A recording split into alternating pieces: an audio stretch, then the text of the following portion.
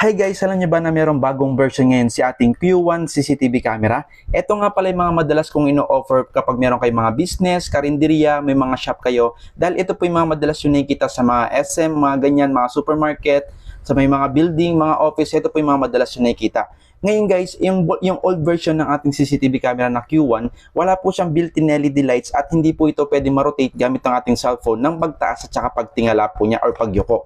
Ang kagandahan dito guys, dito sa new version ng ating CCTV camera na Q1, meron na po siyang built-in LED lights, pwede na siya naka full colored sa gabi, pwede na rin siya naka night vision, pwede na rin po itong ma-rotate ng pagtingala at saka pagyuko gamit ang ating cellphone, pag-rotate ng 360 degrees, pwede na rin po ito gamit ang ating cellphone at may two-way audio din po siya kung saan pwede nyo rin po marinig yung mga nagsasalita sa monitor at pwede rin kayo mapagsalita dito. Pwede rin ito guys gamitin with or without wifi. So kahit wala kayong mga wifi sa mga lugar nyo, pwede kayo mapag-monitor dito.